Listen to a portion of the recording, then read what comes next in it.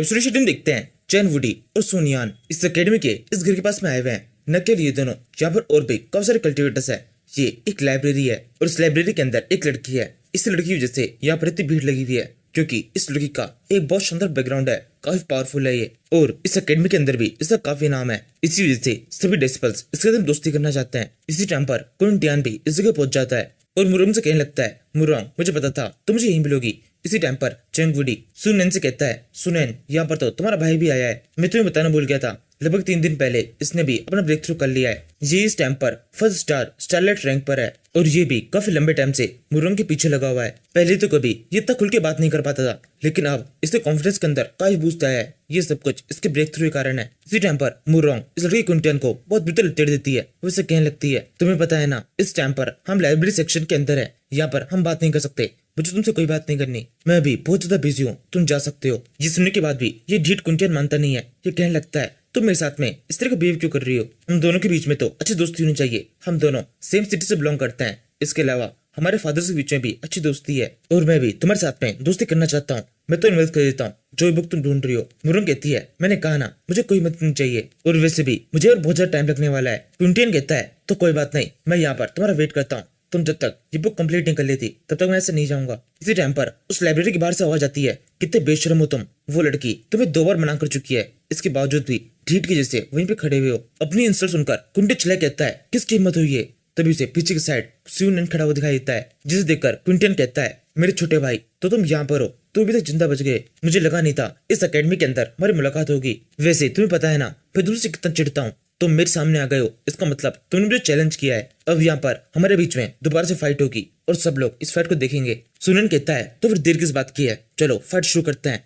आज इस फाइट में तुमने मेरे साथ में जो कुछ भी गलत किया है उन सभी की सजा तुम्हें मिलेगी। क्विंटियन कहता है, क्या कह रहे हो तुम, मेरी तरफ से तो गलत किया, मैंने कभी भी तुम्हारे बारे में बुरा नहीं चाहा है, तुम तो मेरे छोटे भाई हो, बल्कि मैं तो हमेशा यही सोचता हूँ कि किस तरीके से तुम्हारा कल्टिवेशन काफी ज्यादा शानदार हो जाए और तुम हम सबसे काफी आगे निकल जाओ, क्वीन फैमिली को आगे जाके लीड करो। मुझे पता है तुम मेरे ऊपर इस चीज के लिए गुस्सा हो क्योंकि मैंने फादर को तुम्हारे कल्टिवेशन में बता दिया था। तुम्हें तो बताना चाहता हूँ, मुझे पता चला था तुम कल्टिवेशन के अंदर कुछ गलत टेक्निक्स का यूज कर रहे हो, अगर तुम उन टेक्निक्स को एग्जीक्यूट कर देते तो तुम्हारी लाइफ का भी खतरा हो सकता था। इसी वजह से मैंने उस सब के बारे में फादर को बताया ताकि वो तुम्हें रोक सके। क्विंटियन से सुनकर वहां पर जितने बंदे होते हैं वो सब के सब उसकी जाल में फंस जाते हैं, सबके सब उसकी तारीफ करने लगते हैं।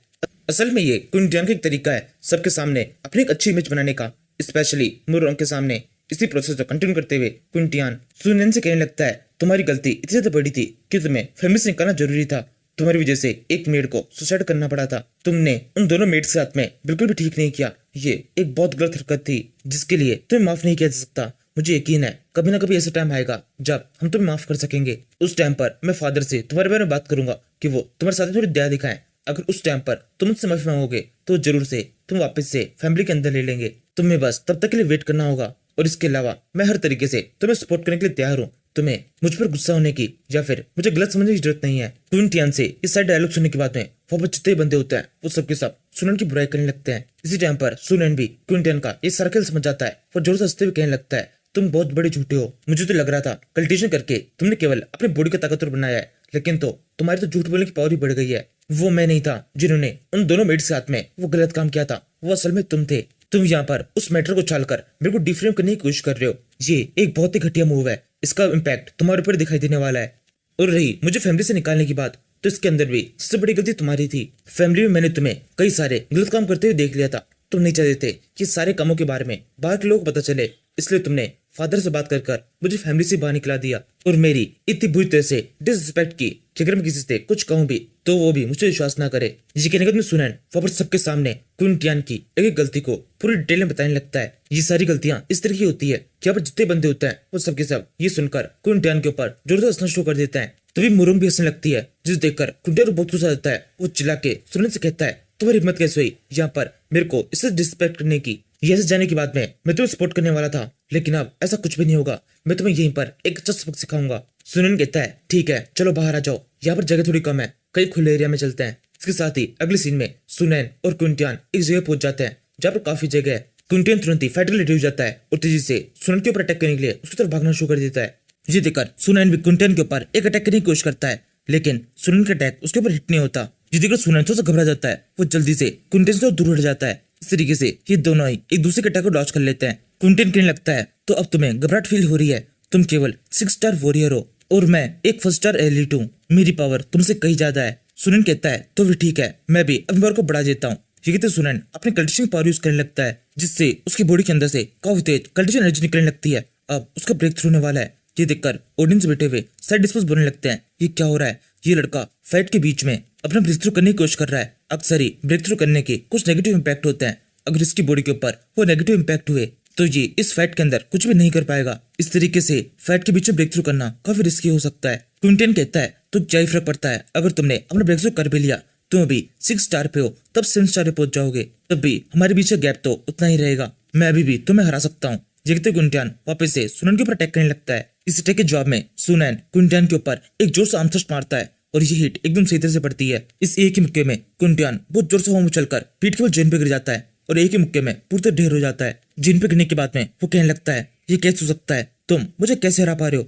सुनन कहता है यहाँ पर कुछ भी इम्पॉसिबल नहीं है, मैं चाहूँ तो तुम्हें मार सकता हूँ, लेकिन मेरे लिए तुम्हें मारना इतना इंपॉर्टेंट नहीं है, क्योंकि इस अकेडमी का एक नियम है, यहाँ पर कोई भी कल्टिवेटर किसी दूसरे कल्टिवेटर को मार नहीं सकता है। मैं नहीं चाहता तुम्हें मारने के चक्कर में तुमसे मुझे जो बदला लेना है उस बदले के कारण मुझे ऐसे निकाला जाए, लेकिन फिर भी मैं तुम्हें यहाँ से ऐसे तो नहीं जाने दूंगा।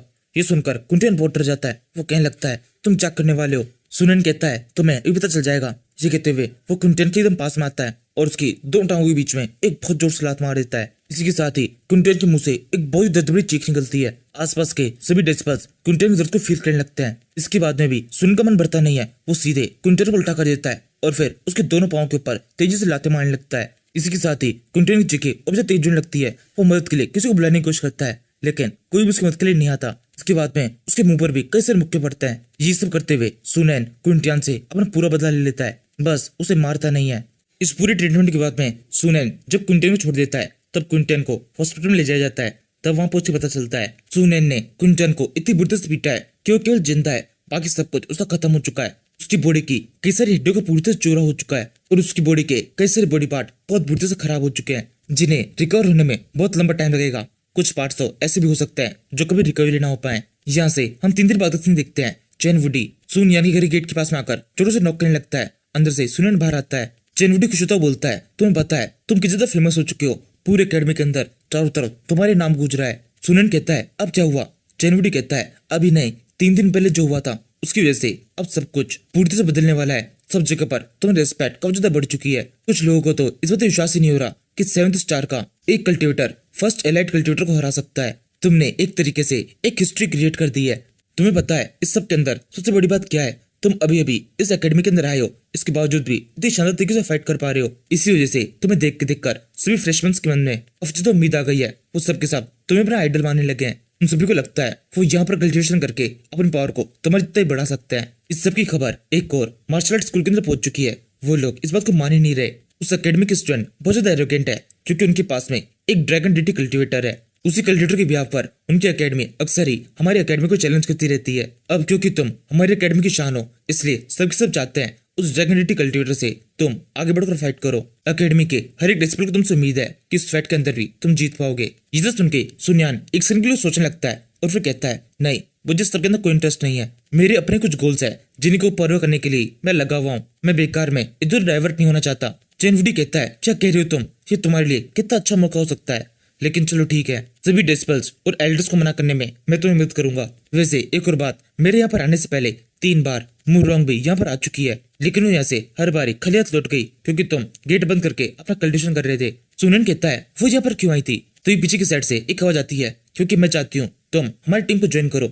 ये कहते हुए मुरोंग इस जगह पहुंच जाती है और यह कहने लगती है, हमने एक मिशन को चुना है, उस मिशन के अंदर हमारी पूरी टीम जाने वाली है। ये मिशन काफी खतरनाक है, हमने तुम्हारे पावर्स को देखा है, इसलिए मुझे लगता है हमारी टीम के अंदर तुम काफी अच्छे से ज्वाइन हो सकते हो और इस मिशन में हमारे बहुत काम आ सकते हो। सुनन कहता है, वैसे मिशन किस तरीके का है? मुरोंग कहती है, मिशन तो थोड़ा खतरनाक है, ये एक ब्लैक ग्रेड मिशन है। इस मिशन के अंदर हमें बीस्ट फॉरेस्ट के अंदर जाना है। इस टाइप की इन्फॉर्मेशन तुम्हें रास्ते में मिल जाएगी। एक चीज के लिए मैं तुम्हें पूरी तरह सेटिस्फाई कर देना चाहती हूँ, इस मिशन खत्म होने के बाद में तुम्हारा काफी अच्छा प्रॉफिट होगा। ये सुनते ही सुनन तुरंत ही इस चीज के लिए हाँक देता है और सोचने लगता है, बीस्ट फॉरेस्ट मेरे कल्टिवेशन के लिए काफी अच्छी चीज हो सकती है। वहाँ पे जब मैं बीस्ट से फाइट करूंगा तब पावर काफी बढ़ेगी। मुरोंग कहती है, तो फिर ठीक है, 3 दिन के बाद में तुम हमसे अकेडमी गेट के पास में आके मिलना। 3 दिन बाद सुबह हम इस मिशन को शुरू करेंगे। ये कहकर मुरम वहां चली जाती है। मुरम के जाने से 1 सेकंड पहले तक चैनवुडी को पूरी उम्मीद होती है कि मुरम उसे इन्वाइट करेगी, लेकिन ऐसा नहीं होता। चैनवुडी कहने लगता है ये क्या हो रहा है, उसने मुझे इन्वाइट क्यों नहीं किया, कहीं उसे ऐसा तो नहीं लग रहा कि मैं बहुत ज्यादा कमजोर हूँ। चैनवुडी के यही कहते हुए ये एपिसोड खत्म हो जाता है।